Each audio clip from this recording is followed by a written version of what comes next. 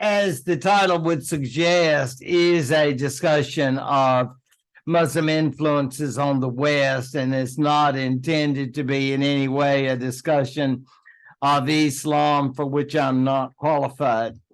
I find it fascinating, as I know you do, but to understand, of course, the reaction of people in the West and East is to appreciate what one scholar stated, and that was Islam became the greatest intellectual challenge that the West ever faced.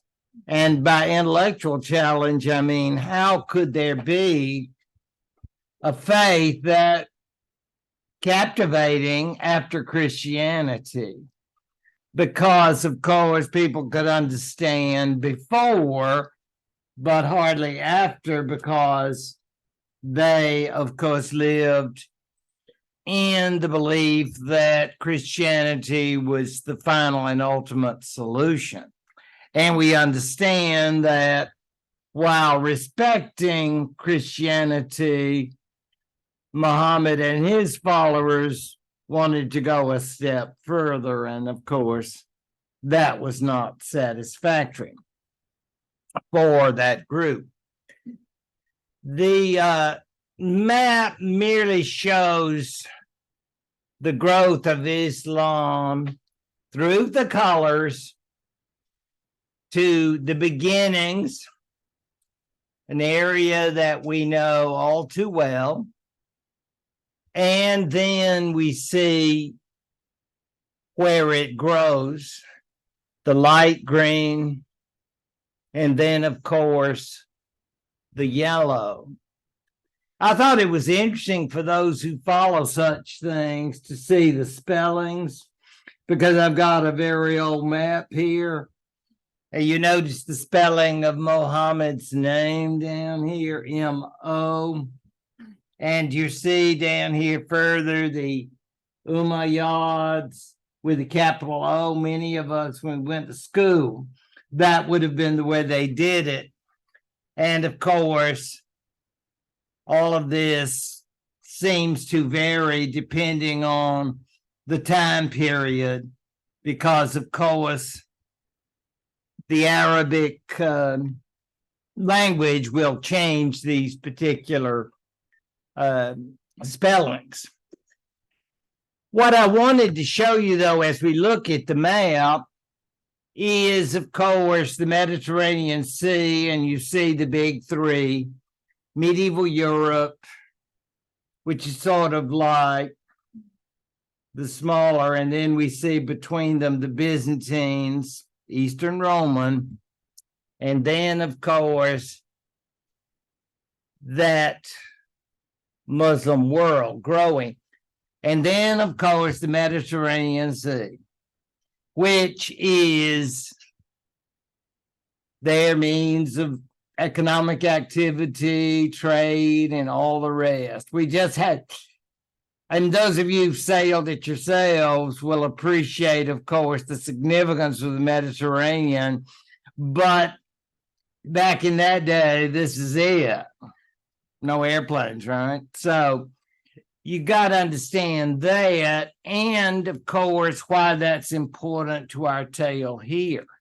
And to learn that, we turn to this gentleman, Henri Pirenne, a name well known to students of the Middle Ages. Oh, yes. The Pirenne thesis. It's one of those terms that you learn in what we call historiography, history of history.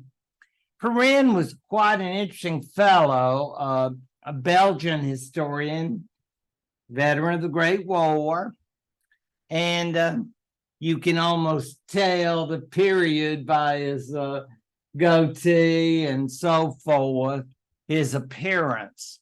He wrote many books.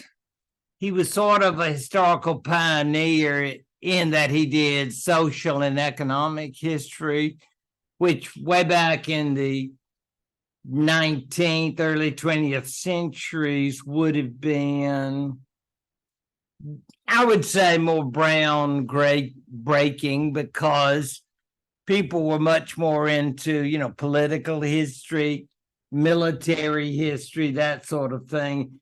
They weren't as much into, studying the peasants or studying agriculture, all the rest. In any event, you notice he died in 1935. Bless his heart, he didn't make it and have to see the war again. But yeah, he suffered enough from the Great War. But interestingly, his estate published his last work, which became very, very famous because essentially the theory is there wouldn't have been a Charlemagne if there hadn't been a Muhammad, which is a interesting point when you think about it, because what does that mean? Well, what it means is, in essence, the medieval world would never have really existed had it not been for Muhammad, which is a pretty big burden to put on Muhammad, isn't it? You're thinking, what does that really mean? Well, it means, of course, that the whole Mediterranean trade angle ended thanks to Muslims. In other words, it separated the Byzantines and the West. And when it did so, the West became further apart, further what you'd call inward, further based on its own resources. In other words, we don't have a lot of outside places to go and obtain things. So we have to be self-sufficient, you might say. That's the Perin thesis in any event. And you can imagine when people go to some sort of medieval convention and they all go, oh, qua, qua, get really excited. I know. People yeah. Those history conventions can be pretty wild. As you can well imagine, you would need to have some guards there to make sure nothing get fist fights and people just going wild, so. But anyway, you can buy that book. Ooh, $1.65. Not saying you can get that. Yeah. Oh, yeah. But it's still, it's kind of hard, but kind of soft too. I mean, it's kind of between and Meridian, but I challenge you to get that price. It may be out there somewhere. Some of you are bargain hunters, and I respect you, but I mean a new copy, not some used. I don't want anything like that. But it's still in print, believe it or not. That's amazing to think about, a book from way back then, but that's how important it was. Not to say that everybody agrees with it. Now, this is like a quotation that I found that I gather that this is considered so significant that it was even put in some famous quotation collection. And I thought, wow, I didn't know other people love Perin like I do. It's like they're out there, these groupies, Perin groupies. And I think after all this time, 35, 36, and here I am still thinking about Perin and his effects. But you see that. And this is a translation, obviously. It destroyed neither the Mediterranean unity of the ancient world.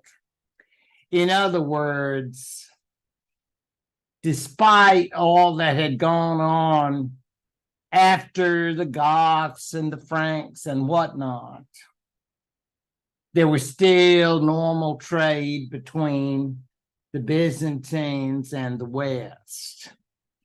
And he used all kinds of archaeological evidence and so forth and so on. So that's what then made the Muslim Arabs so significant in the history of the West to start off with. because the West then becomes inward. And if they'd already disliked the Byzantine East, which they did, because the East is, like we say in the South, highfalutin. You heard people say that, those of us who were from the region, because that means, of course, that the Byzantines, those Greeks, they think we're good, hearty folk, and they talk ugly about us and all of that. So we don't want to think just because there's a new religion in town that Catholic and Orthodox are going to give me a big hug. I love you very much. I think you've got basically three different groups going here. In any event, according to this parenthesis, there is a kind of connection that is maintained through the early Germanic period, and then it gradually falls apart. Importantly so. Oh, and yet another map. And I think, again, this is interesting because we always think about how the Muslim world grew, and it's step by step, and we'll have more about that in a moment. But just to make you aware, of course, when we go down south and the lowest, and then moving forward, and never think, oh, well, this is where it stops. Indeed not. I think we've all heard of Pakistan.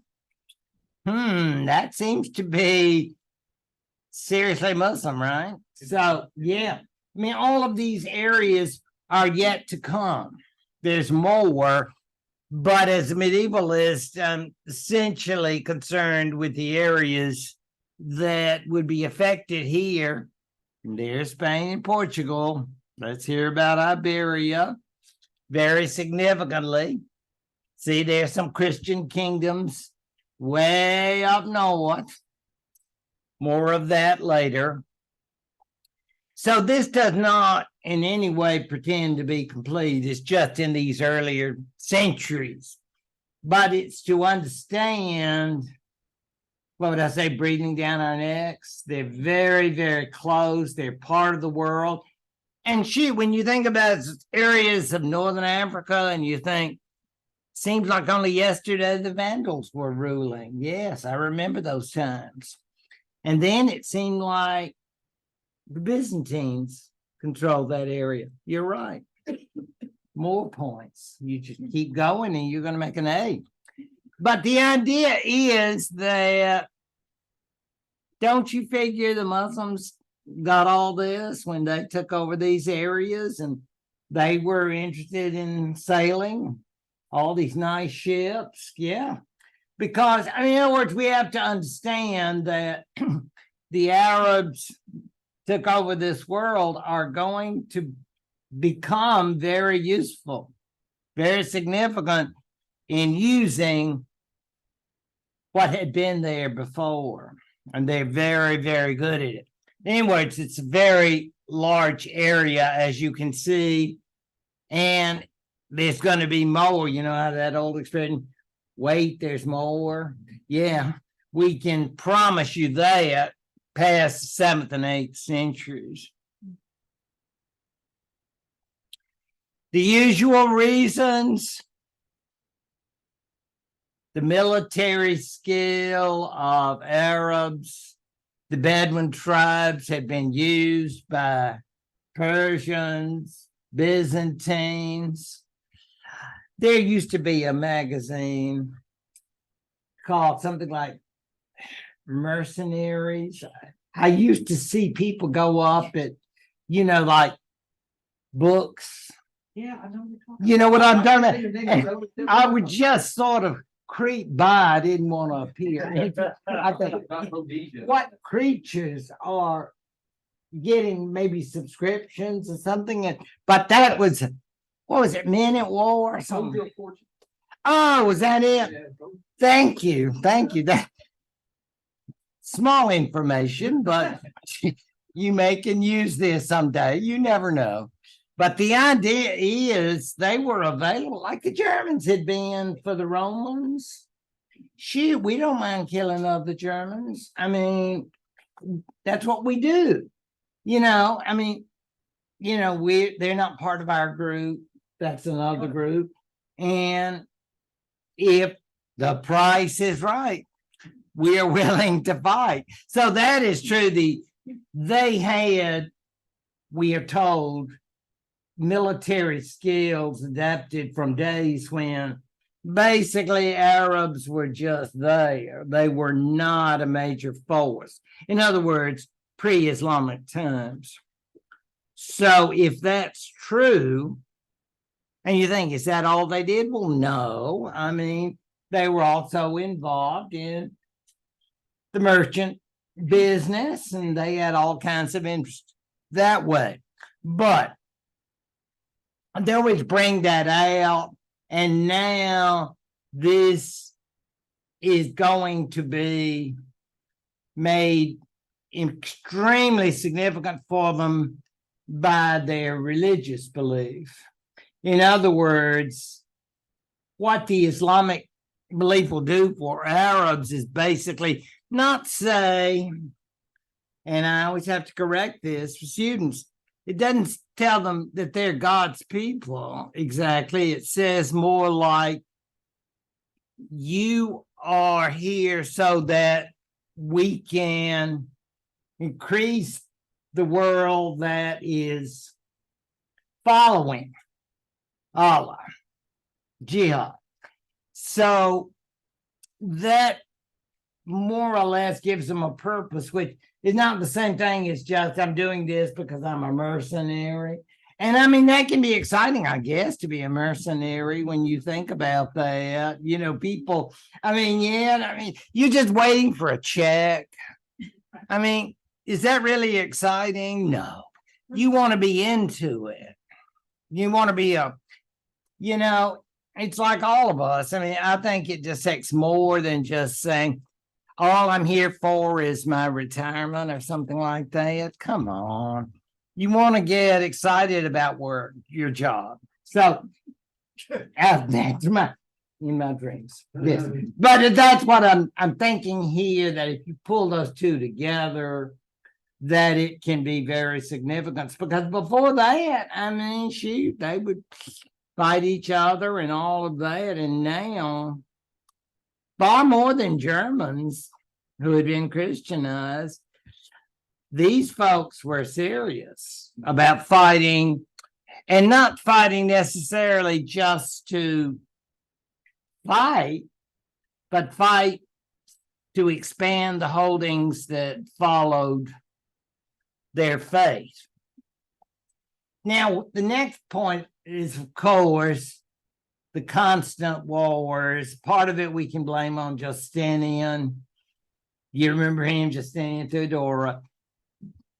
But the whole idea of how can the wars between the Byzantine world and the Persian world end? Well, by default. In other words, there's no real way they can end successfully for the two people. They're sort of like two giants that box each other and knock each other out, and you see them there on the arena floor. In other words, at that point in the 7th century, the Arabs can just mop them up. That's the theory in any event, that the Byzantines and Persians no longer had the wherewithal to defeat the Arabs, who are now, shall I say, Muslimized. They are now inspired by this fervor. Because before they had both, they had worked for Byzantines and Persians. And now they've been defeated. The next point will not shock you. These folks are going to pick up on persecuted people. When we think about, remember, of course you do, the Aryans, who could forget them? They're always there. You say, but I thought we could get past that issue. Well, it's hard. It's really, really tough. And there's another aspect. Even if we settle the Aryan issues, there will become issues about, well, what about his natures? What about his personalities? Do we need to debate that? Yeah.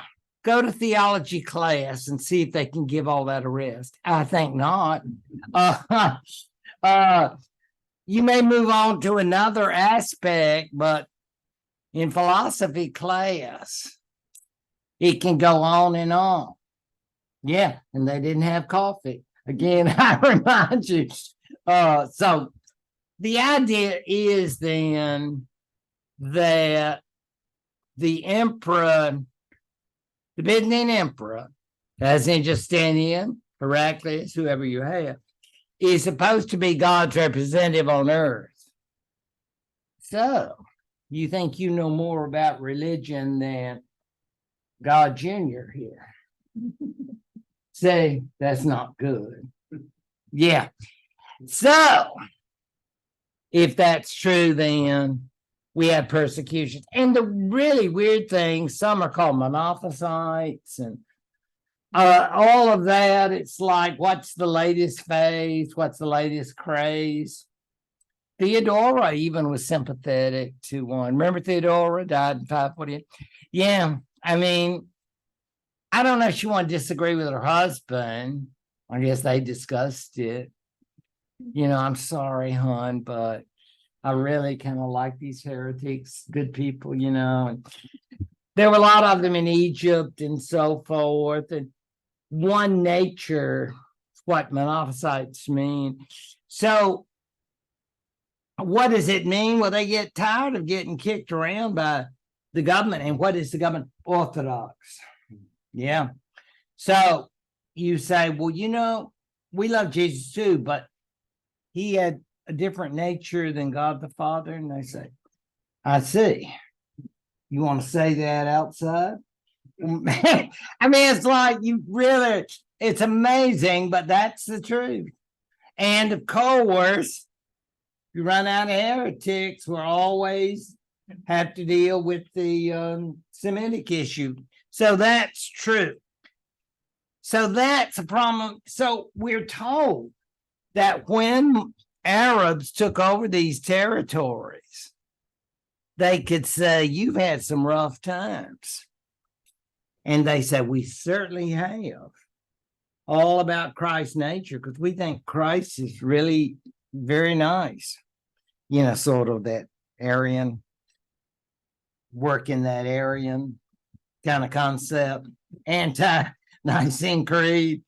And they're going like, yeah, we see that. Yeah, we, you know, in our religion, we think a lot of Jesus. We think he's really a special guy. So what do you think about us? You're okay. In other words, my next point, toleration.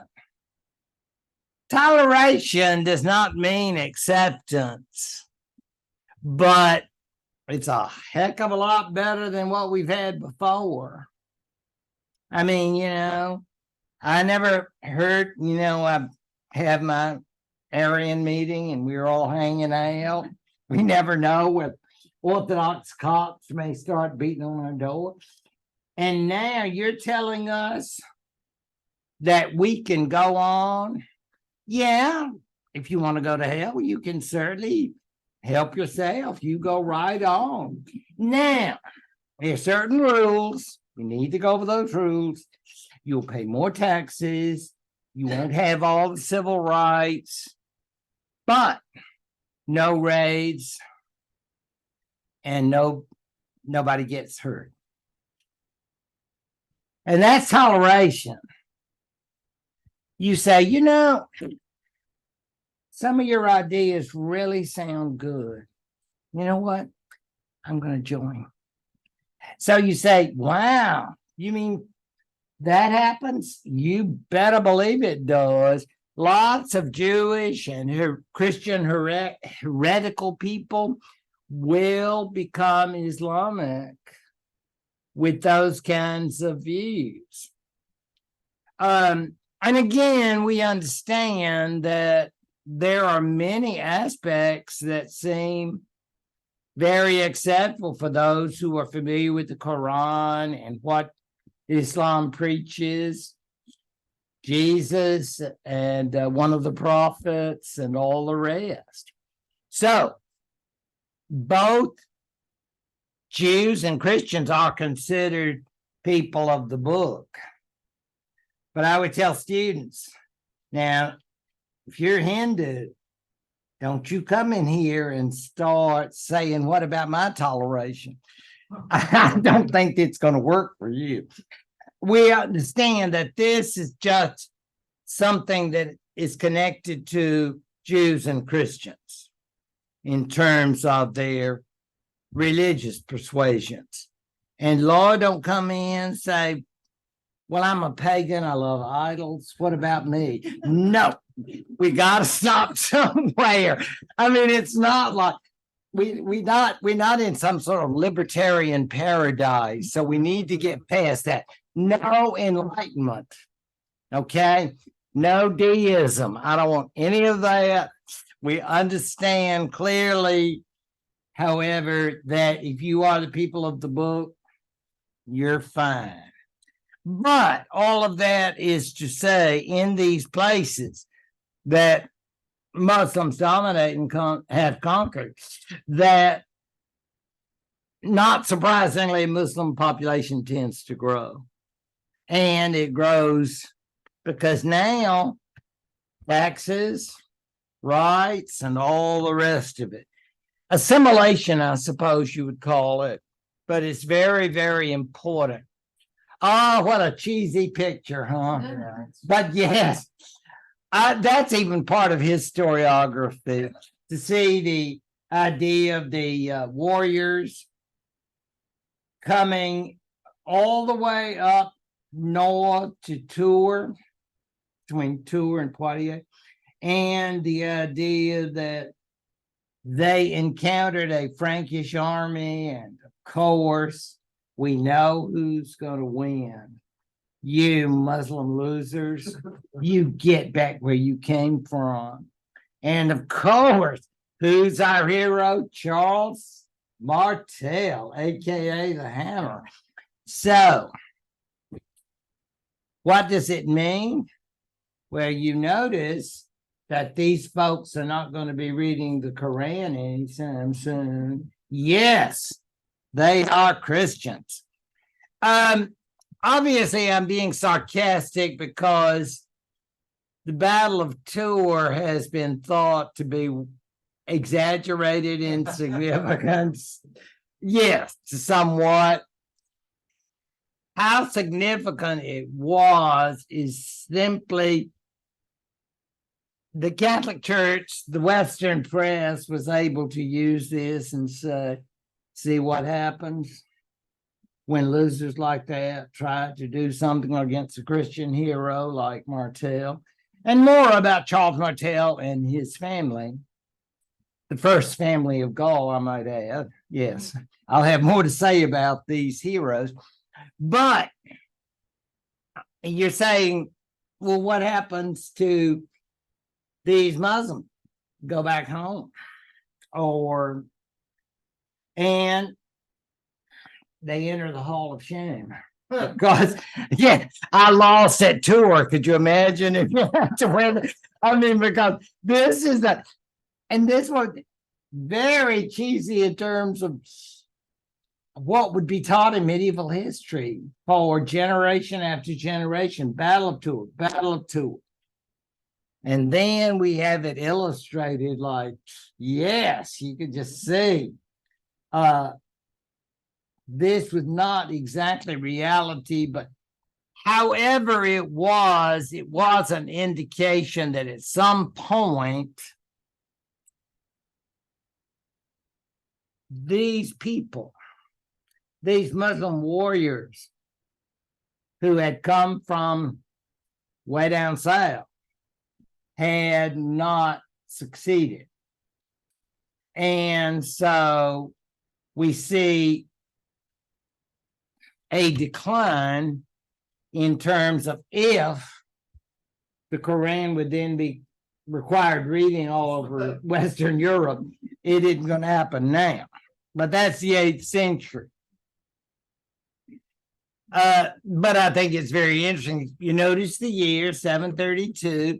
Again, I'm not saying we need to memorize dates, but I am saying for extra credit, you will know 732, because who could not know 732 in the Battle of Tours? I mean, that's one of those dates that, yeah, I mean, it's like 1453. Who wouldn't know that? I mean, everybody in Historyville knows it. I mean, you know, so if you hang out with history types, yeah, know these dates, and of course you would. Wouldn't you agree? Yeah, yeah, yeah, of course. I mean, it's like 800. Who wouldn't know that? Yeah, right.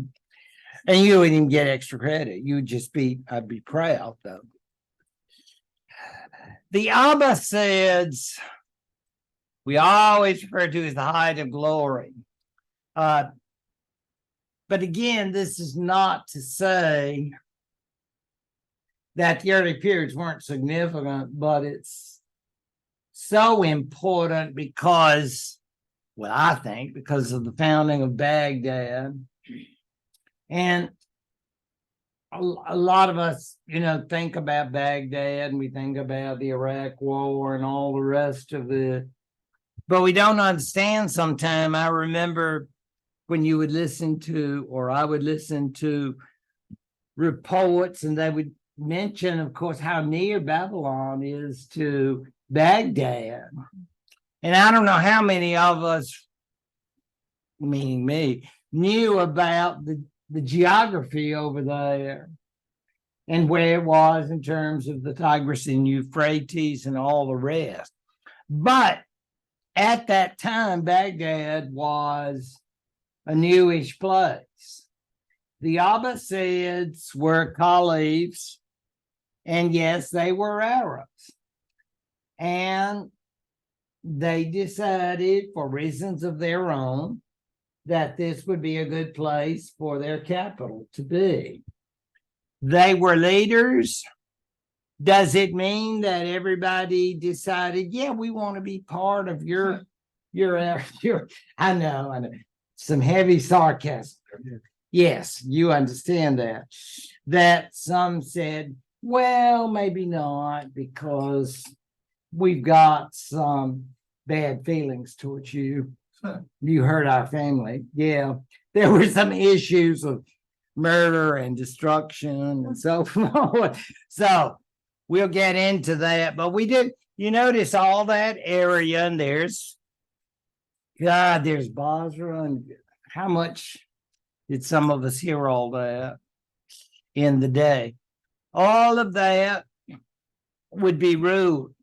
The Abbasids were sometimes not the most effective leaders, but they were nominal leaders as caliphs.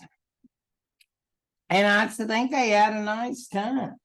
I think they had a lot of extracurricular activities that did not involve administrative or military responsibilities. But sometimes that's not good for maintaining yourselves. So the Abbasids lasted for a good long while, until the 11th century. But when they left, they not left, they just lost power. But during that time, whether or not they wanted it or not, that period was responsible for great cultural achievements. And again, you always think, how did the Abbasids, how they connected with it? Well, I guess they provided, as we like to say now, funding, sort of like the Abbasid endowment for the arts or something like that, and you think, oh, you can apply for a grant or something like that, because you wonder, how did so many people get attracted to this? But they did. I mean, that's why they call it this time, when so much of the world was kind of stagnant. The medieval West did not even started, and the Byzantine East was kind of stagnant. So if you want to know cultural history, this is where the action is. Whatever the successes of the Abbasids, you can't take this away from them. And that's why Baghdad, during the conflict, they were so concerned about the war and the possible destruction of all of the ruins. And some of the ruins, I'll grant you, were connected to earlier Babylonian civilizations, but they were also connected to these folks. And so, fortunately, as far as I'm aware, Baghdad, while having some losses, of course, was and is still a major center of the culture of that day. So you see that area, and you see over in lime green, Cordova, we're going there shortly, importantly so. But that area, and again, you say, why can't we go east? We're going, don't you worry. But maybe not today, because this is not part of the world that will be effective in terms of the West. However, the kinds of knowledge that they will have there in Baghdad, again, not just anybody and everybody. I'm talking about people who get these grants and all these, the intellectual types. And they are there, and you say, you just got a job at, Baghdad General Store. You're not doing it. I mean, but these people probably go to philosophy club meetings and do all of that. So these are, they're in their world. I mean, they do their Muslim responsibilities, but they also are, dare I say it, reading Greek. Yeah. I don't envy them. And they're not necessarily clergy. They could be members of the philosophy club, but they still read their Qurans and do what they're supposed to be doing. But they have this interest. How does that happen? I do not know. But I think it's very fascinating that in this period, they are subsidized and they are doing a lot of things that are not being done in the West or the East. And that has to do with the intellectual atmosphere. Avicenna, I'm sure he did not look like that, but we had a Kodak, I would show it, but I don't think we're quite ready for the Polaroids coming to a world near you, but not yet. But that was Avicenna. And if you go to med school,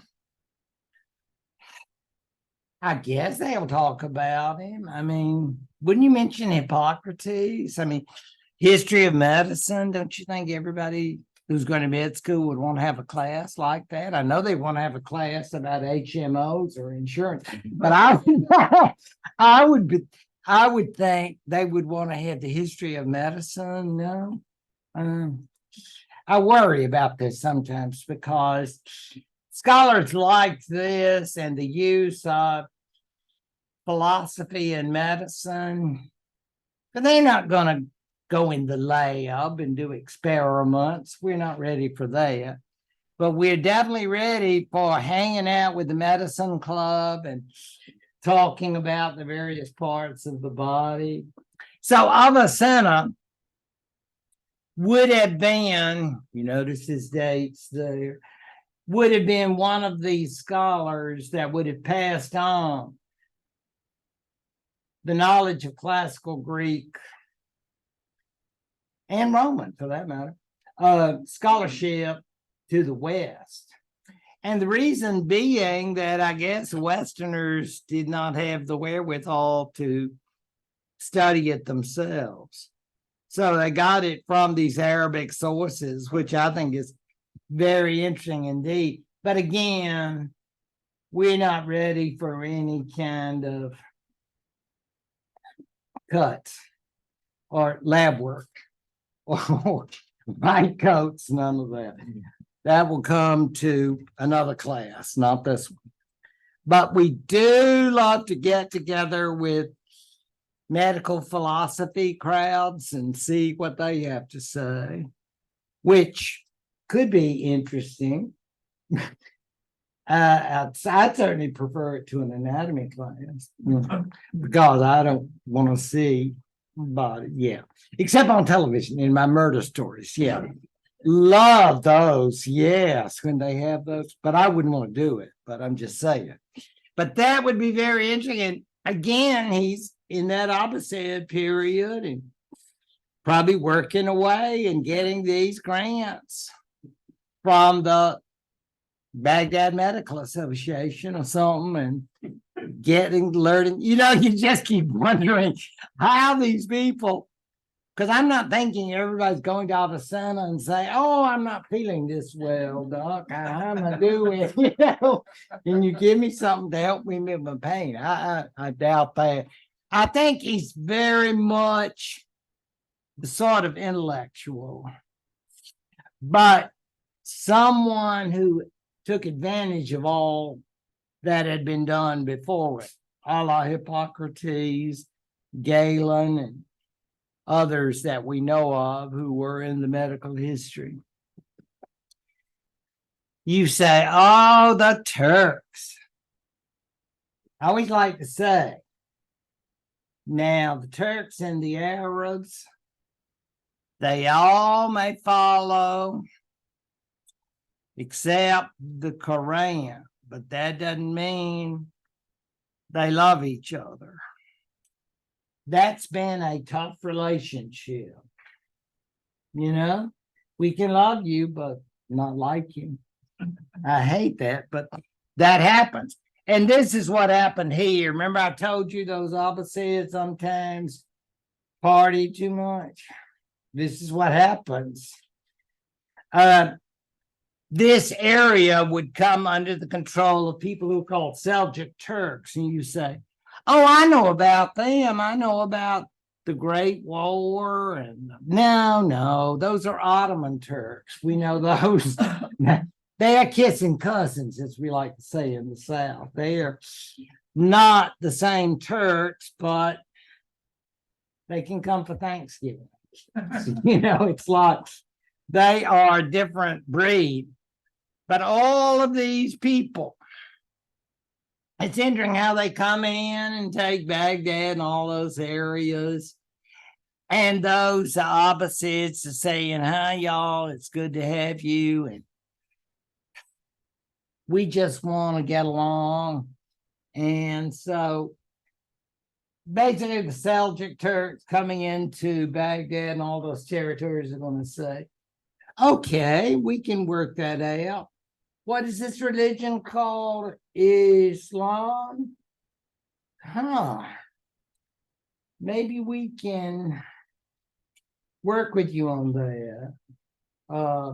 We're pagans, but we would, we're willing to try. And so, and this is true. The Turks actually then are Islamicized. And one of these days, as Islamic people, the Seljuk Turks will establish their authority over the Abbasids. They leave the Abbasid Caliph in place, and they'll say, we will take care of business. You just continue in the mosque, giving Quran readings. We are happy about that. But we Turks are going to have a sultan to protect you because we love you. So you need to be protected. So you say, gosh, how nice. Yeah, well, that's the Seljuk Turks. And we don't even worry about what will become of them because here come the Mongols before you know it. That's a whole other story. All of this is show you, and you see the incredibly shrinking Byzantine world. And that's what happens because the Turks going to keep pushing them westward. And then there are the Fatimids. You say, I wonder who they are. Well, some will remember Fatima, the daughter of Muhammad. So it's the family that claims to be descended from her. And you just come in and I guess tell folks, my great-grandmother was Fatima's daughter. And go, wow. That's very impressive. So now we're going to rule this area. Yeah. So it's a rather small area, but Egypt, there's the Nile, right? So that, and again, how do we get along with these people in green? Not well. Yeah, but don't we all love the Quran and worship Allah? Yeah, but you know how that works out sometimes. So it's just to bear in mind the divisions in the world. And of course, the Abbasid era is over by the time of the Seljuk Turks, because obviously they are not going to maintain these humanities grants or whatever it is that was going on in the Abbasid period, because I think these Seljuk Turks are in for military action, and the Abbasids just party, and they're doing it quite nicely. Effects. I have effects for the world and then effects for the West, but some are quite obvious, like the spread of the faith. The conflicts of the Arab and non-Arab Muslims is more important in the early times than in later, because I think that people gradually accepted that the Arabs are in no way thinking of themselves as God's chosen people, not that same kind of Hebrew concept. It's more that as various people, or Turks for that matter, even though Mecca remains the holy city, it never is so focused on Arabs that individuals cannot come into that faith and achieve major roles. Of course, there will be disputes amongst the various groups, Abbasids, Umayyads, Turks. Oh, and the Mongols, they'll have their time. But the fact is that it becomes, by and large, a great international faith that is not connected merely to one people. The cultures that it represents include Roman Greece, to be sure, but go back when we think about Baghdad and Babylon being next door neighbors, like Auburn and Oblika. You can understand the significance of Egypt and Babylonia and all these other places, because all of these areas become involved. And of course, who wouldn't love it? Mathematics, yes. That's so important. As you mentioned, algebra, yes. Who can forget that? Ooh, that 8th grade, I just tingle. Yes, those equations. Yeah. So, yeah, we love that. The West, grudging acceptance. We don't like you, but we will accept certain aspects because it can be useful to us. That's the best I can say about that. On the other hand, get us excited later on. Because that means, and it takes us time to get excited. We always have to remember that, because by excited, I mean, it's sort of like a major lengthy pep rally, isn't it? The early centuries about, and then people are going to say, yeah, we know what you mean. We feel it. Yeah, it's like having professional cheerleaders to get people get fired up, and all that. So all of that takes to the 11th century. And then come the Crusades. I was reminding people who are too young to remember about when a president of the United States used the term crusade to talk about the American invasion of Iraq, and Lord have mercy, that was not good. I think it was in a press conference or something like that. Just that word crusade, not good. You say an unpleasant incursion or some sort of euphemism like that, but just the C word.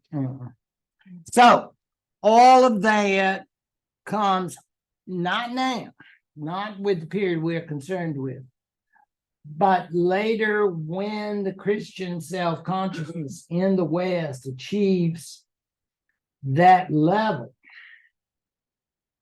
And you know what I mean by self-consciousness. You're very aware who you are and what you are, and you're the other, and we don't like you.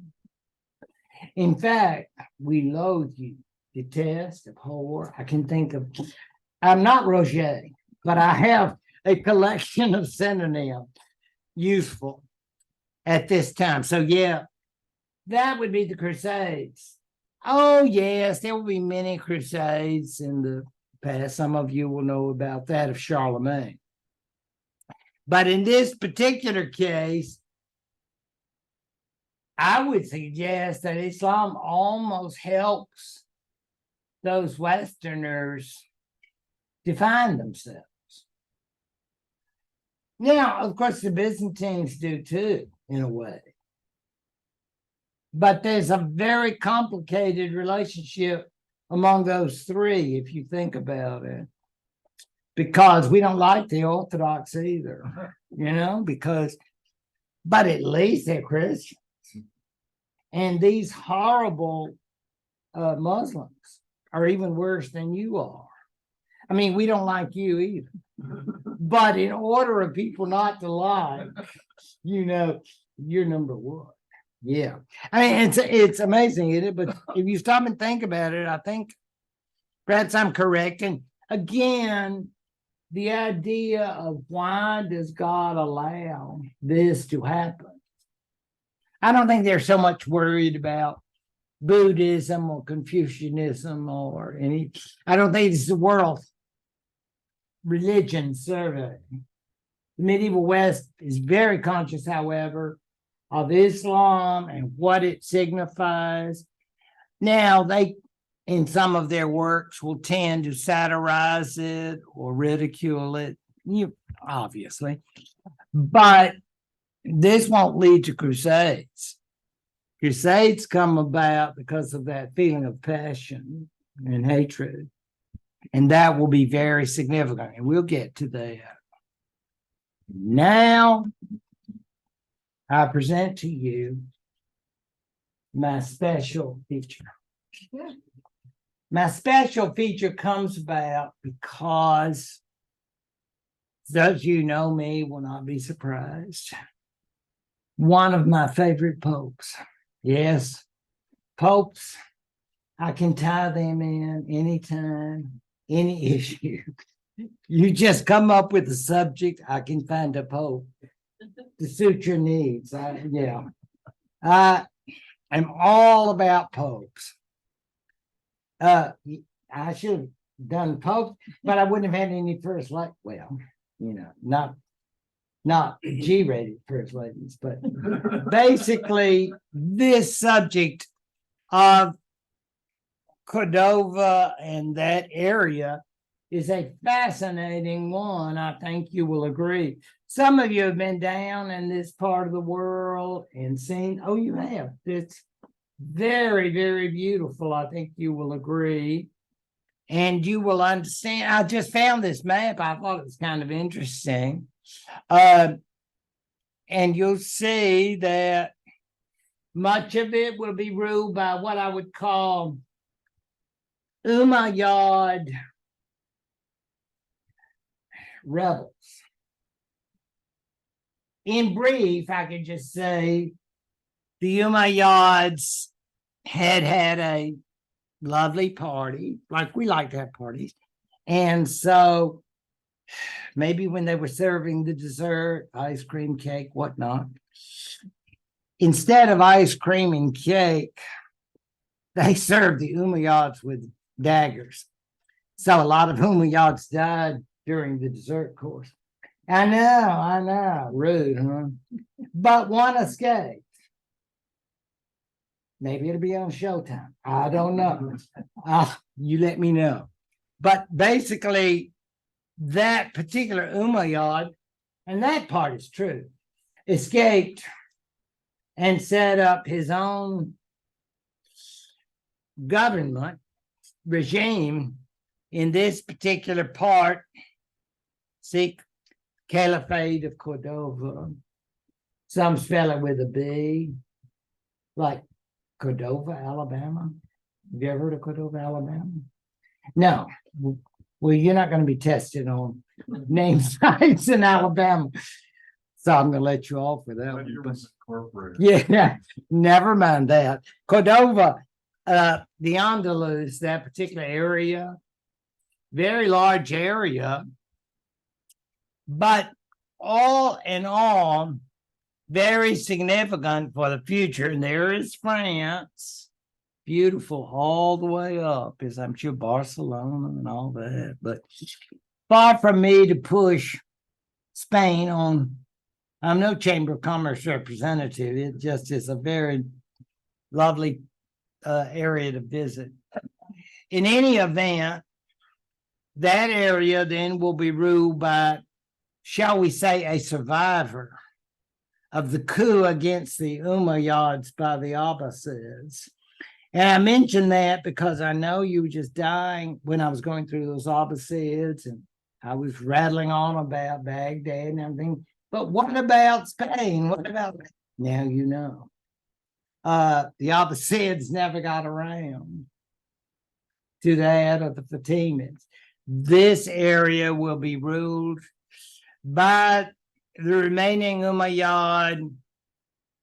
There were lots of smaller rulers, roulettes, whatever you want to call them, but they were under this area for a time until the Christians will begin that process. I guess we would say push them back, way back. And we know that's going to happen.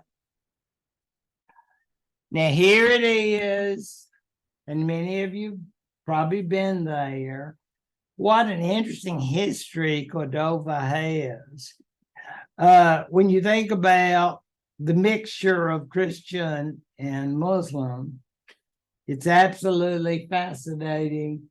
You got to learn a little tolerance when you get down there because of the great mixture of cultures. But I just think when you take the tours, you'll get to see all this for yourselves. And you'll see the way that it's built and the fact that both Muslims and Christians were involved in this as a religious site. Can you imagine how many tours they must give and how many languages? I mean, it must be a very big draw. Again, I'm not pushing the Spanish Chamber of Commerce, but it's quite the sight, if you ask me. When I saw it, it was just hard for me to decide what to show, because there's so many marvelous sights. Again, in terms of the use by the religion, again, this is like this little branch of the Umayyads, and you say, well, did they come to terms of loving opposites? I don't know that. I'm sorry. I know you would like for me to say, yes, they all had a big hug eventually, but I'm not aware of that. It's like, and then you're thinking about the folks in Egypt. What about the Fatimids? Did we all have a big get together and a hug? No. I mean, it's all as much a question of power and control as anything else. But anyway, this is the center of the Umayyad group that's left in southern Spain. I thought this was beautiful too. The library, you know what we do in libraries are supposed to be doing. Whether it's Ralph Brown-Drawn or our fine city library, it's supposed to be reading. All in all, you have the impression there must have been a lot of scholars there too. And this would indicate that whatever we want to say about these Umayyads, notice 9th to 11th centuries, and that seemed like a long time in our terms, but we got the whole Middle Ages. And so this is only part of the period, and this is the period when this Cordova and look at all those books, and you think, what kind of books were they? Well, a lot of them were Greeks. Yeah. And then maybe Roman. So your Latin will help you. So in other words, all of this, maybe the greatest hits of Avicenna, if you want to get that medical section, and you want to be a member of the philosophy club, do you? Okay, we've got a section there for you. In fact, a very large section, our Plato Aristotle collection. You say, wow, you mean all of that? Yes. So you're going to have fun. Now, this is part of this whole experience of Andalusia, the city, our beloved city in South Alabama. Many of you will know Andalusia and you think, wow. Have you ever been to the Lurleen B. Wallace Junior College? It's down there. Yeah, well, that's another famous site. There's so much to connect. Alabama and Cordova, yes. But that's Andalusia. That's how God's saying. Yeah, I bet you didn't know that. Fun fact, all included in your Ollie payment. Yeah. So, here he is. Yeah. This is the man that I was waiting to show you. They called him Mr. Wonderful. They wouldn't know. They did. I did. It's a Sylvester. I think I would have, if I were Pope, I had dreams. If I were Pope, I think I'd like a better name, but there were reasons for being named Sylvester. That wasn't his real name. His real name, Gerard Aurillac. So, but to you, it's Sylvester the Second. And notice the dates. Some of us are old enough to remember 1999. And if you are of the age you remember there was a lot of excitement about what will it be like? Brave new world. I just can barely go to sleep. New Year's Eve. In fact, some didn't. Oh, the conduct was awful and all that. Yes. Do you remember that? Yeah, it was just awful. Reprehensible, I would say. But town leaders were aghast. But think how long ago that was. Things have changed. But anyway, we'll let that go. The idea is it was an exciting time to be Pope. And this would indicate, of course, that he was of monastic statute. Not every Pope was, but he was. He was a monk, and we know what monks like to do. Study, read. And how did he get to be Pope? Well, I would say he had connections. He grew up in a place called Uriak, and I have not been to Uriak. I want to go there sometime, but that's way down in the south.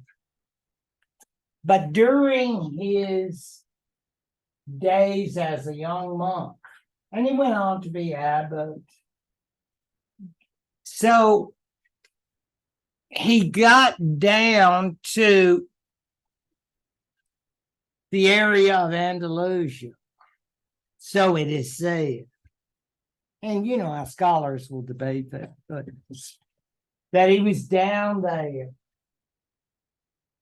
And he met with people who are called Muslims. What does that mean? It means they are Christians who live under Muslim rule. And it's like sort of a song, like, it's sort of like, we can get along, we can work it out. It's, even though we accept your rules. I don't know if it said we accept it even though you're going to hell. I think you keep that quiet because, but that's true. I mean, they were assimilated Christians, you might say, in that area. And it is said that this man, who was a monk and clearly very bright, but definitely concerned about learning, he got from Muslim context, and perhaps the Mosraves, but it's like, see in red. I got so excited I made it in red. So every home should have one, yes. I don't know if you can get it on eBay or something, but abacus, yes. The idea is that he brought that home with him. And everybody's going, wow, sir. I mean, brother, what is that? Said, oh, you want to know about that? It's an abacus.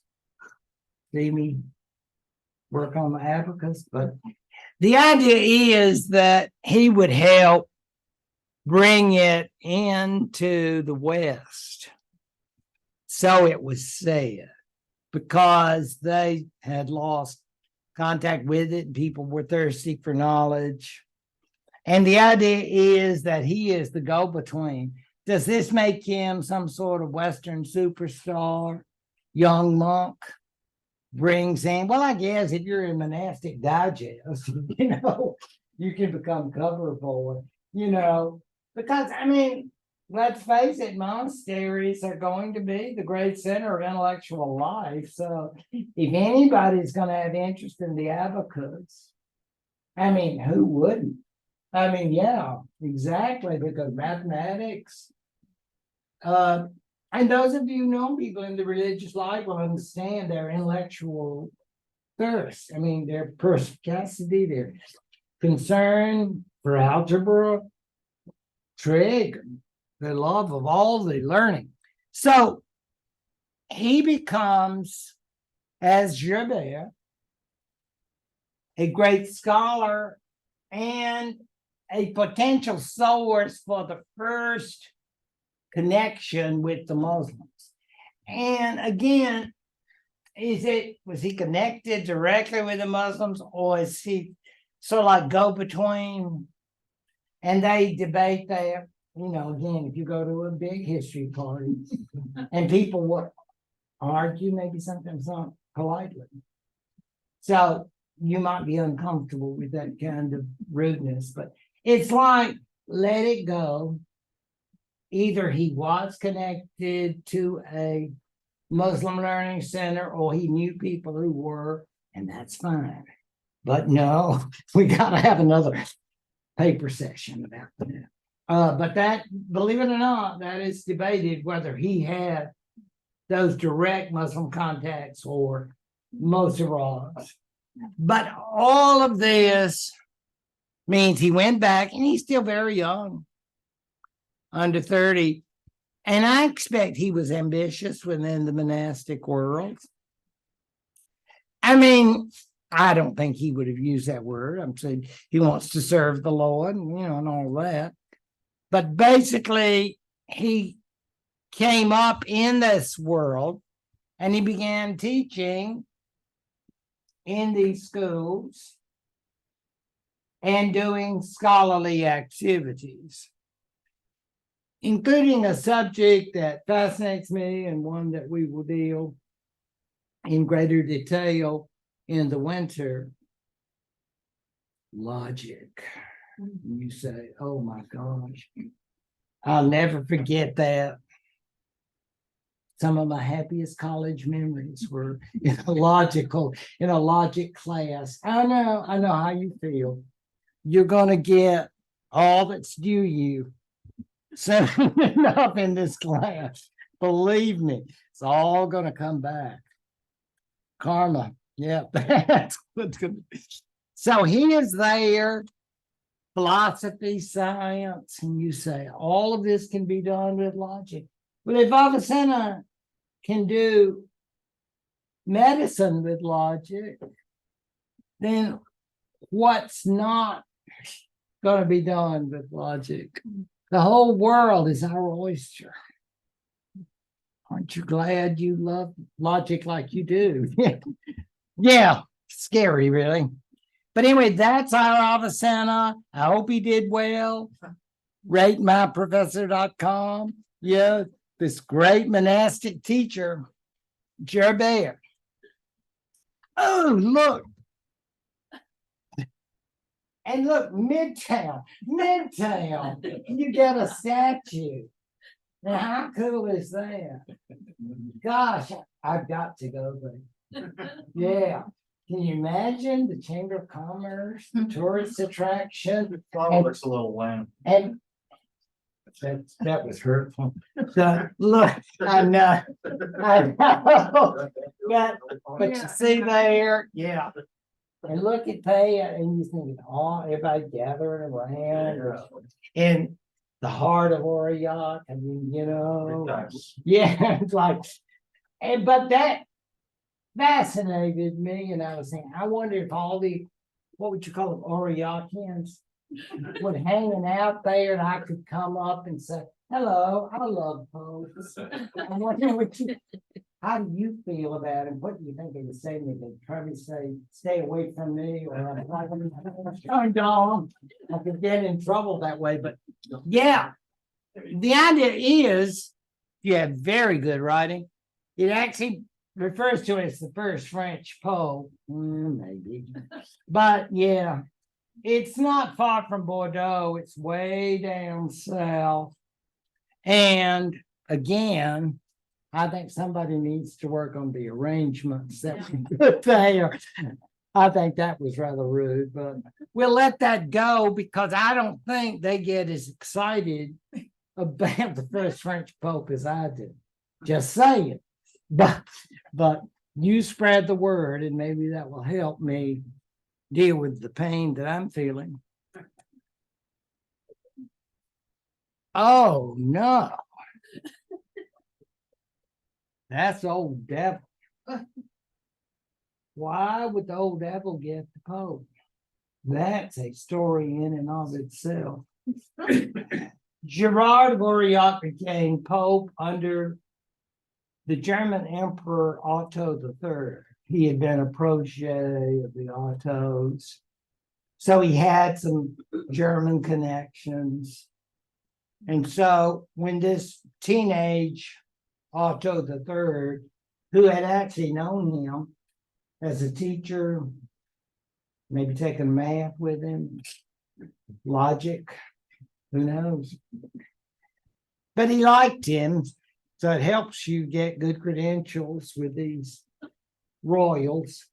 So he said, Gerbert, you know, we're looking around at some CVs about possible Pope material. And without being immodest, Gerbert said, well, sir, I love you. I love your family. You're all you Ottos are really nice people. I don't know what line he gave the Ottos, but it worked. He said, well, I'm just 18, but I really think you're the man. So he became Pope with a teenage emperor, Otto III, and he took the title of Sylvester. And you're going like, I know exactly why. I know you do. Because of Constantine's Pope Sylvester I. And that had that magical name about Pope and King. We're tight. Because we're going to talk about some popes who act ugly to kings. Real ugly. Like, I want to love you, but you won't let me love you. And that's what you're going to get instead of love. But yeah, in this case, it's all about I'm Sylvester and you're king. And I hope we can always be close. I'm not Karen and Richard Carpenter. I'm not trying, but I see this as being, it didn't last long. And you say, do we want it to be a long time? I don't know. But according to people a couple of centuries later, it was an unholy love. And you know who it involved? Satan. No, the devil. Yes, indeed. Because what had this Gerbert of Aurillac been doing down south? Hanging out with satanic people. And what had he done to get that mathematical knowledge and logic? Yeah. He had taken an oath. I love you, Satan. So I'm not making this stuff up. I mean, they really had problems. He got on the list of most disliked popes. Very hurtful. But this is what happens sometimes in terms of reputations of people who have supposed associations with Muslims. And this will be at least the 12th century when this particular drawing comes about. We are going next into, I believe, the church. So I'm excited about that. Popes and monks and all kinds of folks. So I'll see you next time. Thank you all very much.